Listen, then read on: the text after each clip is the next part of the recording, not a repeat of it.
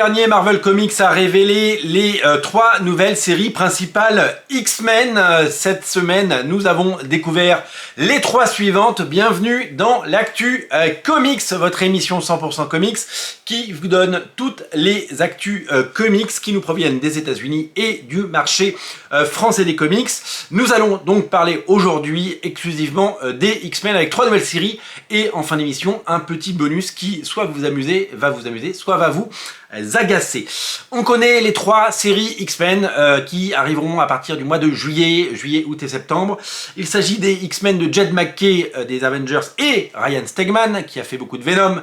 C'est une des séries principales qui est absolument magnifique. C'est d'ailleurs, souvenez-vous, eh bien ce dessinateur Ryan Stegman qui avait fait le dessin, le preview art qu'on a pu découvrir.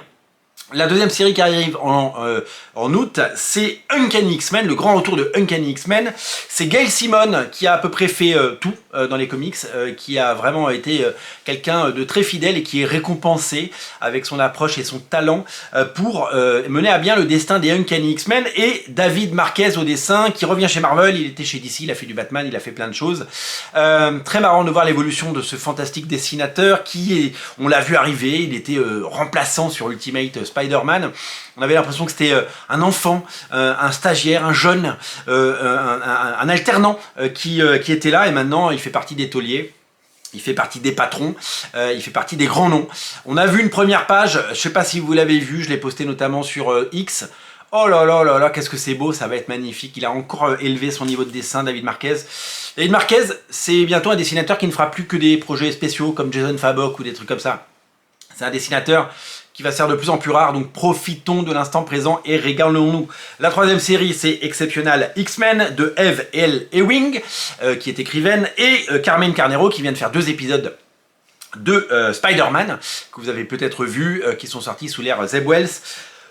Une série qui eh bien, sera un peu différente, qui sera un petit peu l'outsider, si vous voulez, des séries X-Men, mais pour le moment, ces 3 séries, personnellement, elles m'attirent. Vous connaissez mon amour et mon appétence pour les X-Men. Donc, 3 nouvelles séries, ces 3 derniers jours, ont été annoncées et nous allons ensemble regarder.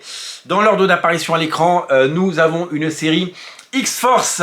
Nous avons une série X-Force, et oui, en juillet, emmenée par Deadpool, comme vous pouvez le voir sur ces images. Deadpool, évidemment, vous trouverez l'image très facilement sur les internets.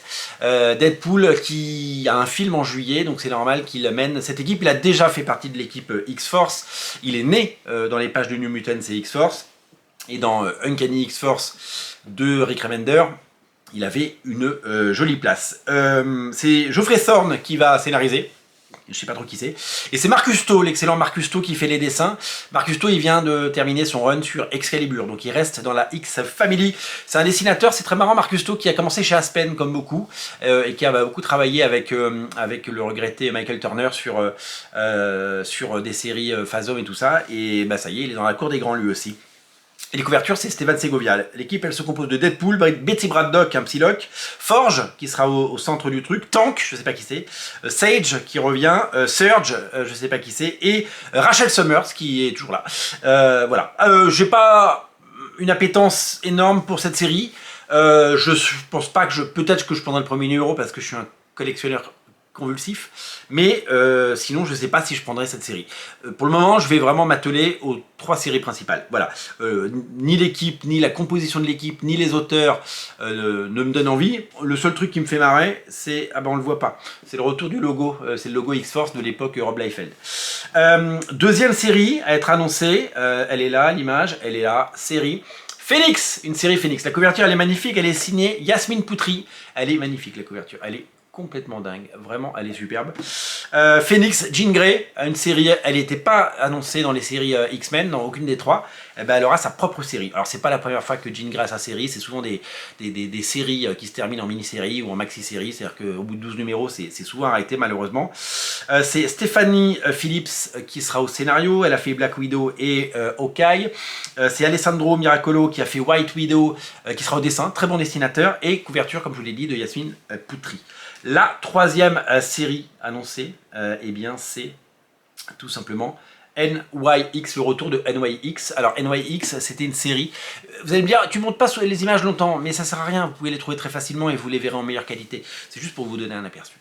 NYX, une série avait été lancée, scénario de Joey Quesada, dessin Joshua Middleton, sur des enfants fugitifs dans New York. Ça n'avait rien à voir avec les Runaways, hein, les fugitifs, mais et qui développaient des pouvoirs et qui se sentaient esselés. La série, c'est cette série qui avait vu naître le personnage de X-23, de Laura, le personnage de Wolverine au féminin. Et cette série, elle était géniale parce que magnifiquement dessinée par Joshua Middleton, qui malheureusement n'aura pas fait beaucoup d'intérieur dans toute sa vie. Il aura surtout fait des couvertures. Un beau gâchis, si vous voulez mon avis. Et c'est vraiment un dessinateur étonnant et génial. Malheureusement, la série, je crois, a eu beaucoup de mal. Elle s'est très vite transformée en X-23 avec Billy Tan au dessin. Et là, on en a perdu tout le monde. Donc, la série, elle va être scénarisé par Colin Kelly et Jackson Lansing, qui ont fait a priori une série qui s'appelle Timeless, mais moi je me demande si ces gens-là n'ont pas fait aussi du Captain America récemment. Et au dessin, c'est Francesco Mortarino qui a fait les Avengers, qui sera au dessin. Et les couvertures, c'est Sarah Pichelli. Donc la couverture que je vous ai montrée très vite, là comme ça, c'est lui, Sarah Pichelli. J'aime bien le logo NYX, New York X. L'équipe, elle se compose, comme vous pouvez le voir, de Miss Marvel, qui maintenant est une mutante, donc Laura, Wolverine, Sophie Kuko, vous savez, une des 5 sœurs qui vient de la série New X-Men de Grant Morrison et qui a été beaucoup utilisée, et 2 personnages que je connais mal, Prodigy et Anol. C'est pareil, cette série, j'ai pas une appétence énorme, pour cette série, et je suis pas sûr qu'elle soit faite pour moi. Donc je ne sais pas si... voilà. Donc pour le moment, les 3 annonces du mois dernier, j'adore, et les 3 annonces qui arrivent ensuite, je suis pas sûr d'être au rendez-vous. Voilà, ça manque un peu de folie, si vous voulez, ça manque un peu de grands noms, ça manque de talent, et ça manque... on peut être surpris, on peut toujours être surpris. Hein. Je vous rappelle que quand des auteurs inconnus comme Mark Millar et Frank Quitely sont arrivés sur Authority, on s'est dit, bon, bah, la série, elle va durer 5 numéros, elle va s'arrêter, et c'est devenu culte. Et ils ont eu tous les deux une carrière formidable suite à ça. Et donc la 4e série en bonus en surprise, c'est quoi? C'est What If Donald Duck became Wolverine. Ils l'ont fait. Alors, ne vous énervez pas, ça ne sert à rien. Personne ne vous oblige d'acheter, vous allez dire ouais, Disney, machin, la main mise sur Marvel, blablabla. C'est vrai qu'il multiplie ce genre. Il multiplie ce genre de choses. Je suis en train de m'étouffer en ce moment. Et voilà, puis couverture de Peach Momoko, ça c'était Ron Lim. Couverture de Peach Momoko. Voilà, et donc ils font un Wolverine de Donald Duck, voilà.